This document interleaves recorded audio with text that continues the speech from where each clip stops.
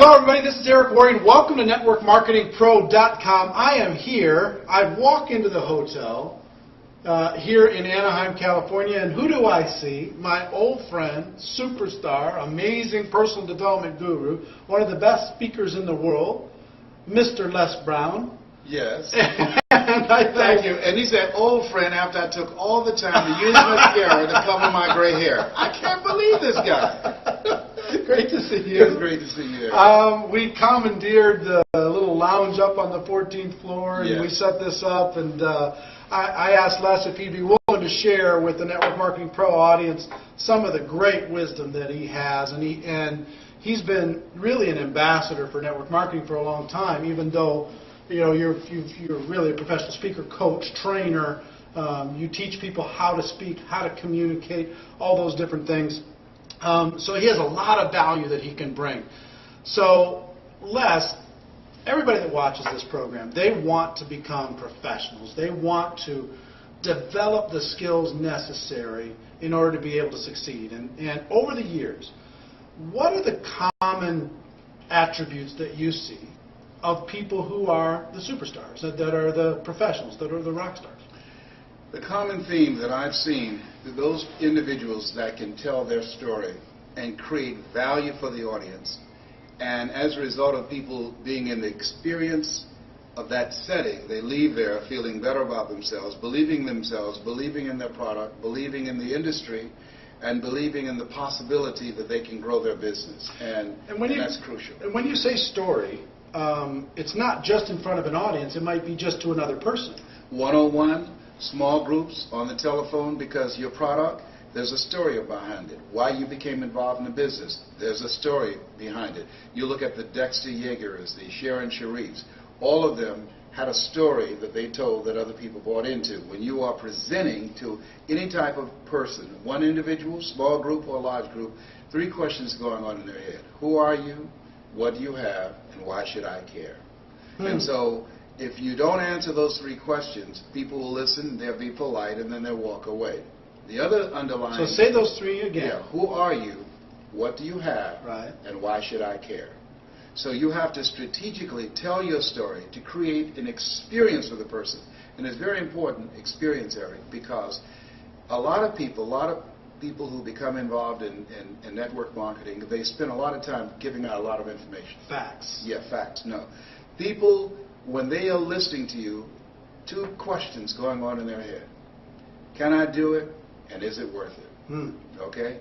So you have to create an experience where that person will say, I can do this, and it's worth my doing this. So it's an interesting, I love words. I love kind of figuring that out. And you, on purpose, said the word experience. Yes.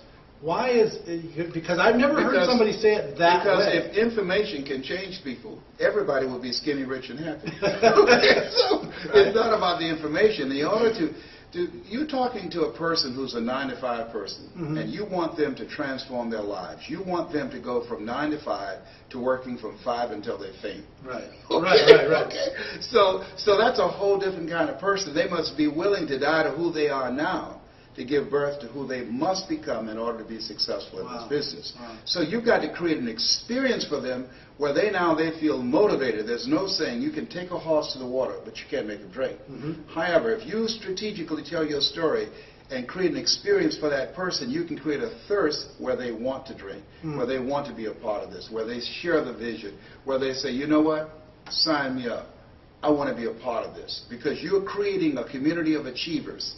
And in order to create that community of achievers, to increase your recruitment and to be able to retain your people that you bring into the business so it's not a swinging door, you've got to be able to tell that story again and again and again. Each time it's got to be fresh.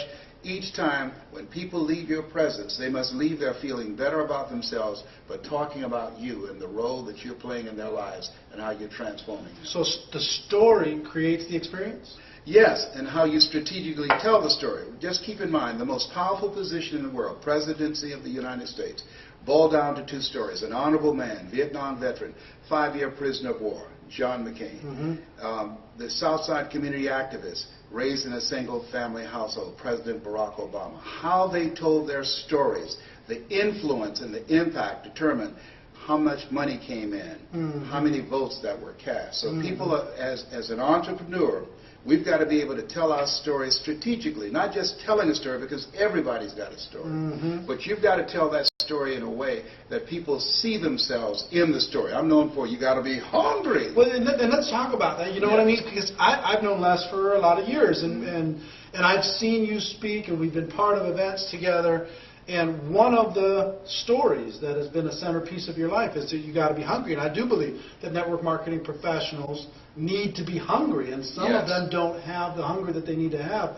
And through telling that story, and I've seen you tell that story numerous 100 times probably. Yes. And you know what? Every time it still gets me because you've been a professional at how you've done it. And I make the story the audience's story. When I tell the story about going back to the radio station. Well, let's just tell it. Do you mind? Well, yeah, I'm going to tell it and coach them on how to tell Good, this story. good. Yeah. Well, maybe if we tell the story and then we can come back and say, okay, because a lot of people out here is thinking, he's got a story. He's got a story. Do it like that. I know. God, well, he has it. A lot of people are thinking, yes. Les has a story, but I don't have a story. My life is boring. My life is not interesting. My life is not special. It's not dramatic. Have you heard of Marianne Williamson? Yeah. What's her story? She doesn't have a story. Marianne Williamson wrote a book about a book. She wrote a book called Return to Love. Return to Love was about a book called A Course in Miracles. Okay? So you don't have to have a story. You can tell somebody else's story. For instance, I met a young man, and he decided to become involved in multi-level marketing. Ladies and gentlemen, I want you to think about your goals and think about your dreams. And let me share something with you. How many of you know there's no such thing as job security? Well, keep in mind, this young man became in multi-level marketing, and I asked him, what's your story? He said he went to apply for a job. They told him if he would double the production, he could become the top manager at this company and would have job security, and he would be able to get a bonus. Not only did he double the production, he quadrupled the production. Guess what they did? As a result of the explosion in the business that they were able to acquire, they had to move to another facility, and they fired him. They said because of the new facility, they had to pay more money for the lease on the facility, and they couldn't afford his services anymore. Now, here's what the truth is. They'd figured out how to do what he came in there and did. They no longer needed him.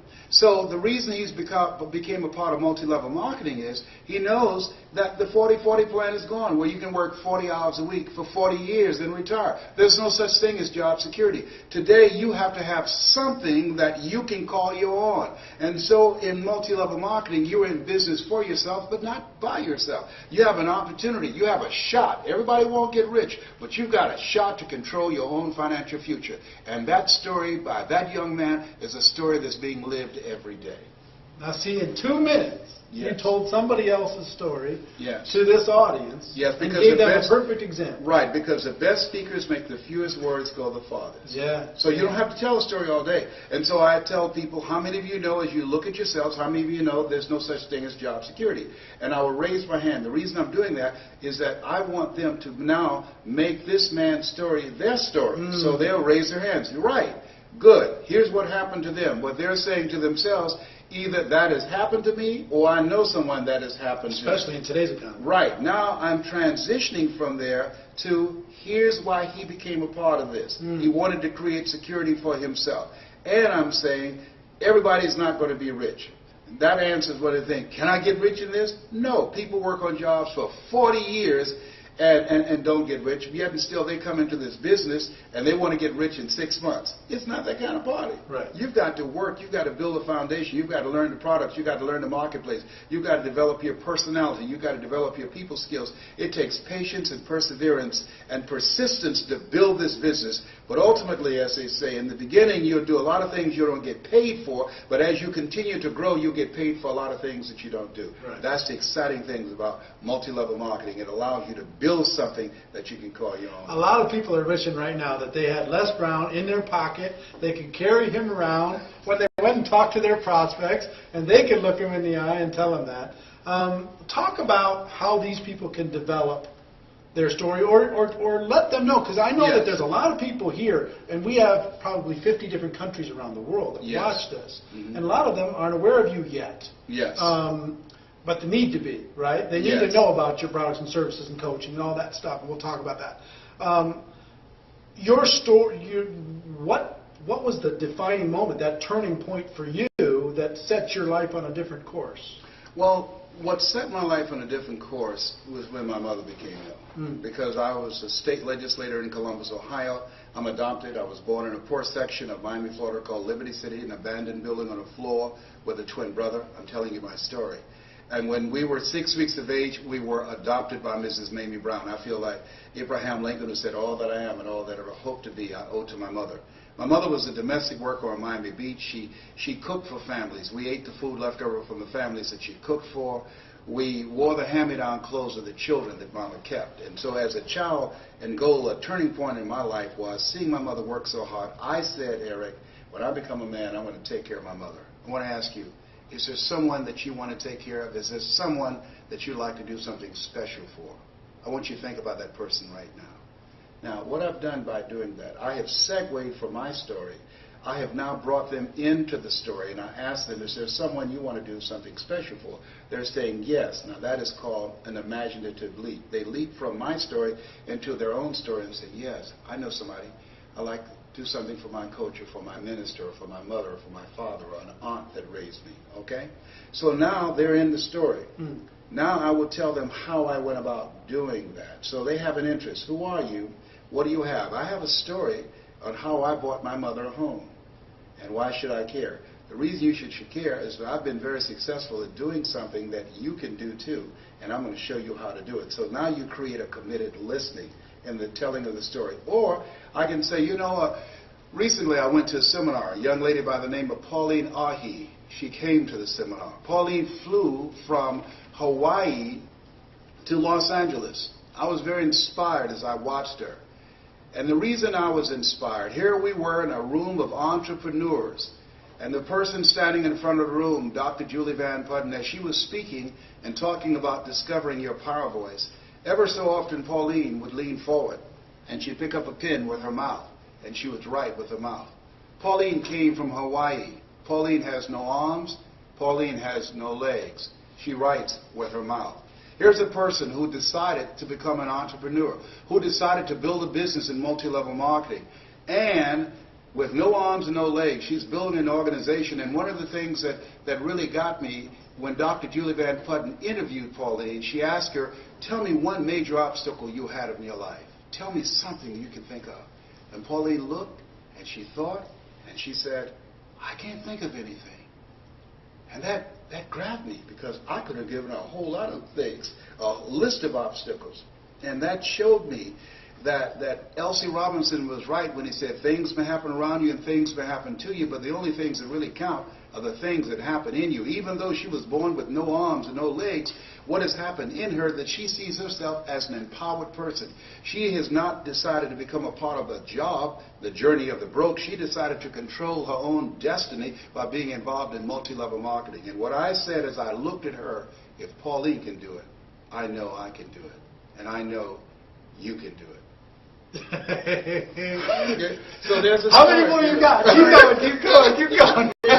So those examples, I mean, Mike Jones out of Philadelphia. I met him. Mike was earning $500 a month on Social Security. He now earns over $35,000 a month, and he does a seminar called How to Earn Over $200,000 a Year with Your Eyes Closed. He's been blind since he was 10. Okay, so all of these examples of what we see, other people's lives, we can use that as a platform. So whether it's your story or somebody else's story, that's the example that you're giving. Yes, and people say, I don't have success yet. Yes. They're just getting started. I haven't had success. I've been involved for 6 months. I haven't had success. But I can tell this other story, and I can say that's why I'm doing this. Yeah. Dexter Yeager, who was a beer truck driver, and now 50% of Amway volume comes through his organization. Dexter was just an everyday guy who decided that he wanted to live a different life for himself and for his family. And so when we look at people who are the great performers in multi-level marketing, here's what I know that they have in common too. Not only are they great storytellers, but there was a deciding moment, and that moment when they said virtually, I've had it.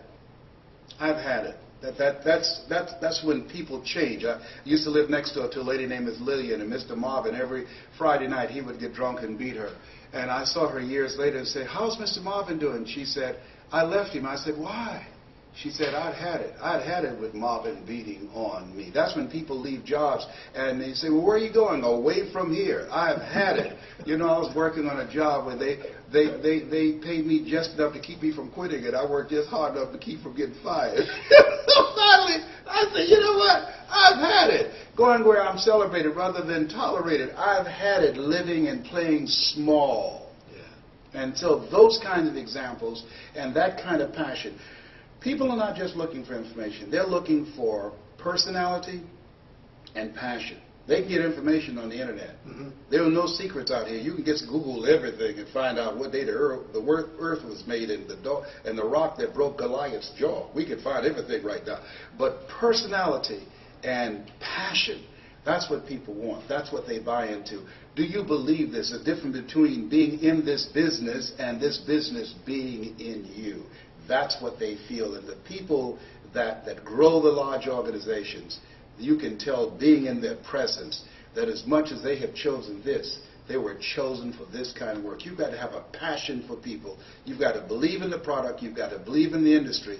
You've got to believe that you have it within yourself to become an entrepreneur, that it's possible that you can live your dream. That's why people say yes, that it's necessary, and that you are the driving force to make it happen, that it's you, that nobody can do it for you, nobody's going to care more about your dream than you, and that it's hard, that easy is not an option, that when you think about growing your organization, think it not strange that your family members and friends will say no. People who should be there to help you won't help you. In fact, they will discourage you.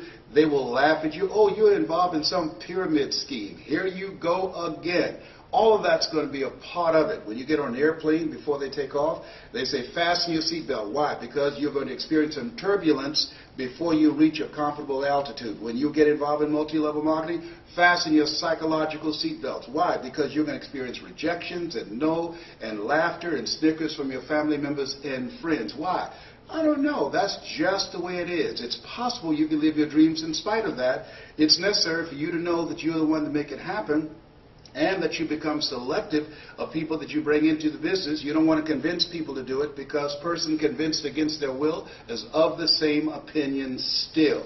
You want people who want more, not people who need more. And that it's you. You've got to be the driving force, and it's hard, and it's worth it. Decide now. Write down 5 reasons on why you won't give up. 5 reasons when you're facing the rejections and the no's, when people don't show up at the parties, when people don't keep their word. 5 reasons why you will stick in the game. I have a saying, when life knocks you down, try to land on your back, because if you can look up, you can get up. Your reasons will help you get back up again. Nietzsche said, if you know the why for living, you can endure almost anyhow. So it's possible you can build an incredible organization, make a great living for yourself. And it's necessary. If you're casual about your dream, as Bill Bailey said, you will end up a casualty. And it's you, and it's hard, and it's worth it. And once you create that momentum, it's done. Stick a fork in it. It's done. So it's possible. Yes. The second one? Yes, and the reason it's possible, what's possible for one is possible for all. If anybody built an incredible organization, went across the stage, and got a check because of their work and their effort, then it's possible that everybody seated there as witnesses can do it. Right. And that it's necessary. It's necessary is number 2. Yeah, you got to have a game plan. You got to be willing to stick it out. You got to be willing to persist. Og Mandino said you've got to be willing to say, "I will persist until I succeed." And, and the greatest salesman in the world. And you've got to say to yourself your mantra, no matter how bad it is or how bad it gets, I'm going to make it. Because in the beginning, things look real good. Right. And then you have a dry spell. And right. then you start questioning yourself. And that's what over 85% of people do. And it's you. You've got to take personal responsibility. You're going from being a volunteer victim of letting somebody tell you what time to be to work, how long your lunch break will be, what time to get off, how many days you can be sick out of the year, how many days you can go on vacation, you got to ask for permission. You're going from that position of powerlessness and being weak, because most people have developed an addiction to powerlessness. That's why the majority of people you ask to come into this business will say no. They have developed an addiction to powerlessness. When you're working with somebody else's job, they are controlling your financial future. So you're a different different. You are not common. You are uncommon when you said yes to this dream. Yeah, stop for a second. An addiction to powerlessness. Yes. I've never heard it said that way, and I think that's really interesting the way you say that, because we've been taught, we've been groomed and we've been taught to depend on a job, to look forward to a job. People looking for jobs in an economy where jobs are shrinking. We cannot produce enough jobs. The government cannot produce enough jobs to replace the jobs that are being eliminated through technology and cheap labor abroad. I can get a PhD in the Philippines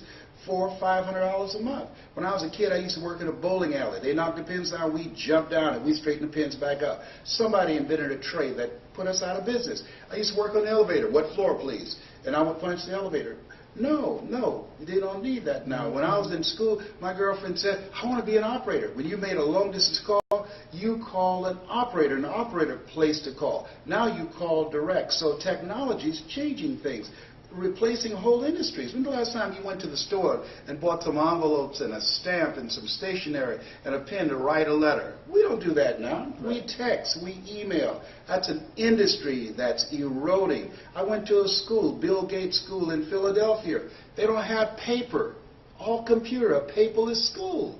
That's different. When I was a kid, we carried books to school. So this is the era the late Peter Drucker calls the era of the 3 C's: accelerated change, overwhelming complexity, and tremendous competition. What we have in multi-level marketing is cooperation and collaboration, people working together in a community of achievers to help everybody win. That's the exciting thing, that when I help you win, then I win also. So back to story. So do you think story helps people realize that they have an addiction to helplessness? And, absolutely. You have to build a bridge to get them away from that absolutely. posture? That's the purpose of the story, because what the story does is distract, dispute, and inspire. What you do, how people live their lives, is a result of the story they believe about themselves. If there are 500 people in an audience, there are 500 individual stories that's going on. So that's why it's important that we learn how to strategically create an experience with our story, so those 500 people will stop listening to their story. Through the course of your telling the story, they will back away from the possibility of blindness to say, I can't sell, or I can't do this, or I'm not ready to learn something different and new and change the page in my life. You cause them to back away from the possibility of blindness and inspire them to become, as Mother Teresa would say, to become a pencil in the hand of God and start writing a new chapter in their lives, because you've distracted them from their story, and you used the example of a Pauline Ahi or a Mike Jones or a Dexter Yeager to help them say, whoa, if he can do it, I can do it, because what's possible for one is possible for all. And now they're ready to start a new chapter with their lives. Can you tell I'm a fan? I could just sit here all day and we could just talk, because, I mean, the way you talk is so... The average person wants to give facts. They want so much to prove to somebody else that they know something. So they're given facts and information. And through your stories and through the quotes that provide third-party validation, that lets them know it's not just your opinion, it's other smart people have had the same opinion in the past. Yes. It's so masterfully done, and I hope you're getting a lot of tips here, and I hope as we're done with this interview, we're not done now, but when we're done with it, then you start to practice your story. That's and you start to tell your story to your dog and tell your story to your and kids. get some coaching, because you can't see the picture when you're in the frame. You have to, this Les Brown that you now see, I didn't know he existed. I used to be a different person, but a guy named Mike Williams, he interrupted the story in my head. He said, Les, you can do more than be a disc jockey. What do you mean? I'm LB, Triple P, Les Brown, your platter playing popper. There were none before me, there will be none after me. Therefore, that makes me the one and only. Young and single, enough to make a certified, bona fide, duly qualified to bring you satisfaction, a whole lot of action. I had to kill them all. Bam, bam, bam. He said, Les, you can do more than be the MC at the Bottoms Up Club and the Pink Pussycat and the Jamaica Club. You can talk to corporations and organizations. I said, what would I talk to them about? I don't have any college training. He said, Les, all of us are born the same way, dumb, naked, and speechless. You can learn.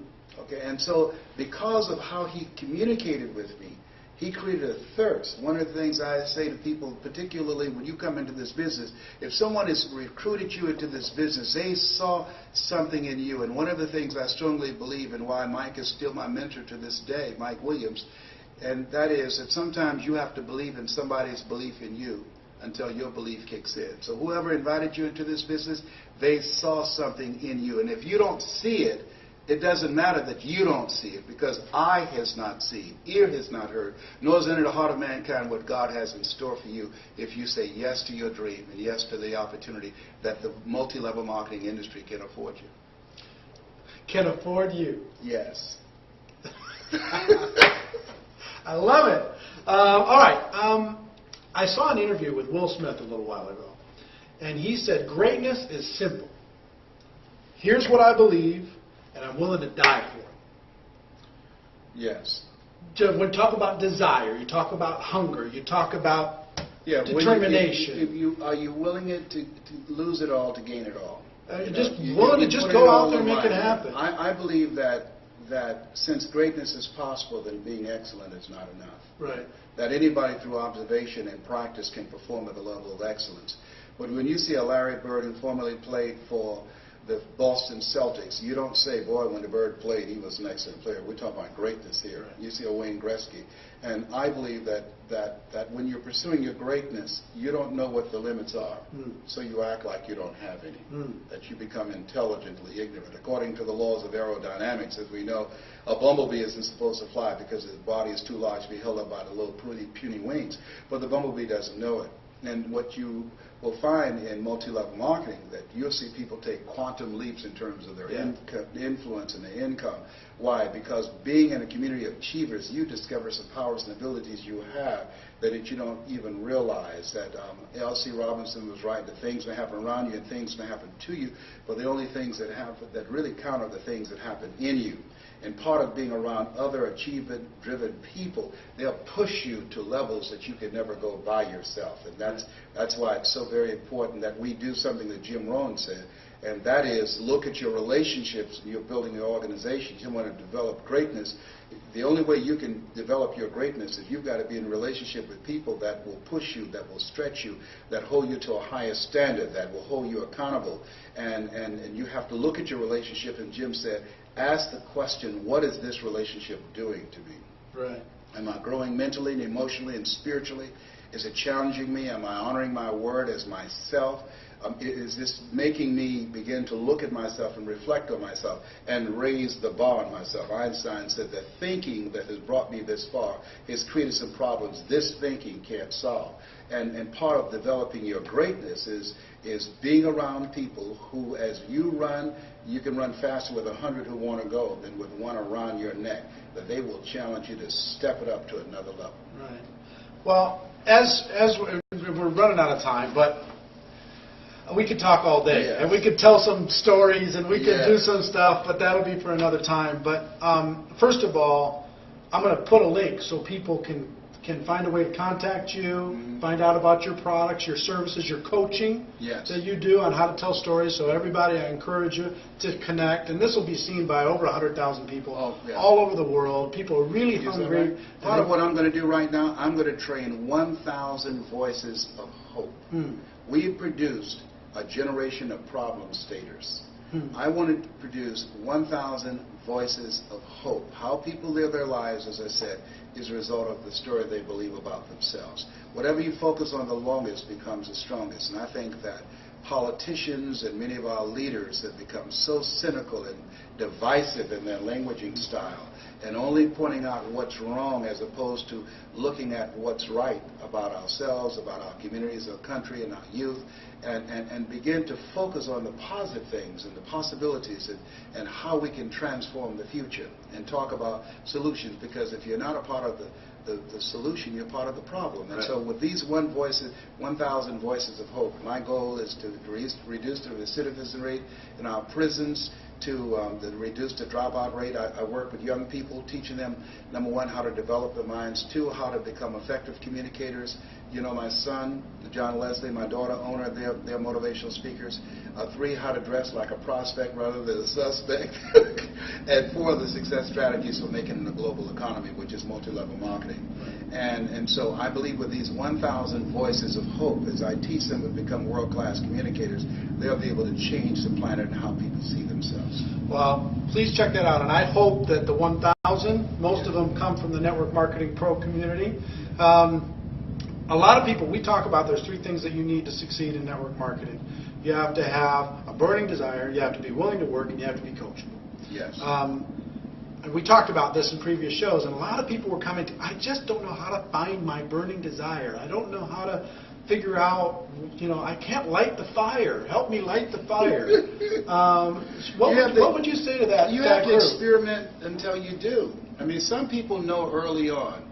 When I think about, you look at some of the people that we recognize for their greatness today, when you look at a Michael Jordan, who realized early on that basketball was his passion. A Liberace, when he was alive, he loved to play the piano, and he was very flashy, a flamboyant kind of guy. That you have to experiment with life. Life is about experimenting. The 2 most important moments in our lives is the day that we're born and the day that we realize why we were born. Yeah. That we were chosen for something. And so you have to experiment until you find it. And I will tell you, a lot of people get the misinterpretation that network marketing has to be their passion. Network marketing can be their passion, it's my passion, but for most people it's a tool to be able to buy the house for your mom. It's the tool to be able to contribute to the world. Or to me, network marketing is a vehicle that allows you to develop the total you. There's no other, you cannot, when you're working on a job and you go in knowing what it is you have to do, knowing that if you are breaking your back and breaking a sweat working every day and the person next to you dragging their feet, you're still getting the same pay.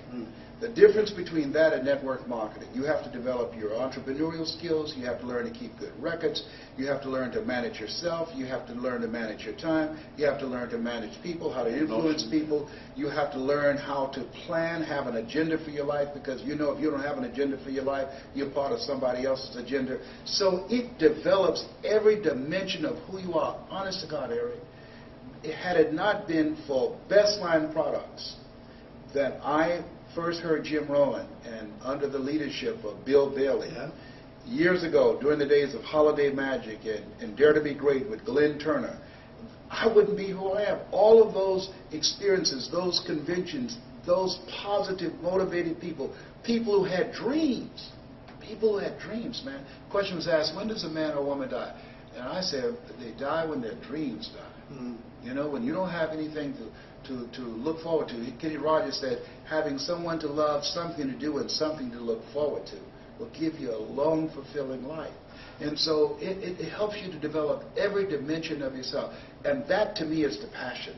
The passion to live full and to die empty. The passion to find out what it is you're made of. The passion to get up the next day after facing rejection day in and day out, walking in the grocery store, going in the shopping mall, talking to people in the cleaners about an opportunity, and they say, no, I'm not interested, and continue to go from rejection and no's and snickers and laughter until you find that yes, until you find that eagle. And you're going to go through a lot of pigeons before you find them. And you build your character, you build your faith. And one day you look in the mirror and there's a different man looking back at you. There's a different woman looking back at you. There's a saying this, that I refuse to be a common man.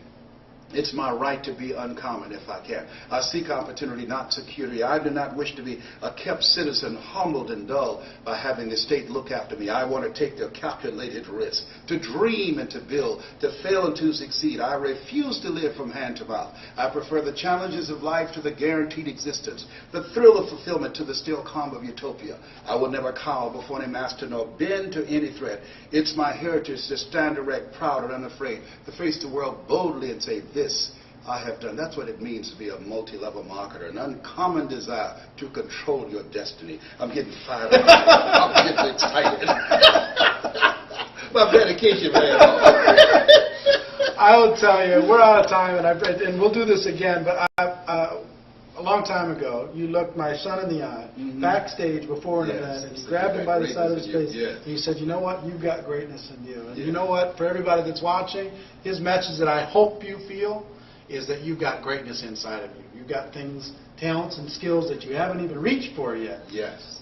You've got abilities and stories that are going to be Yes. amazing. And can change the world. Yeah.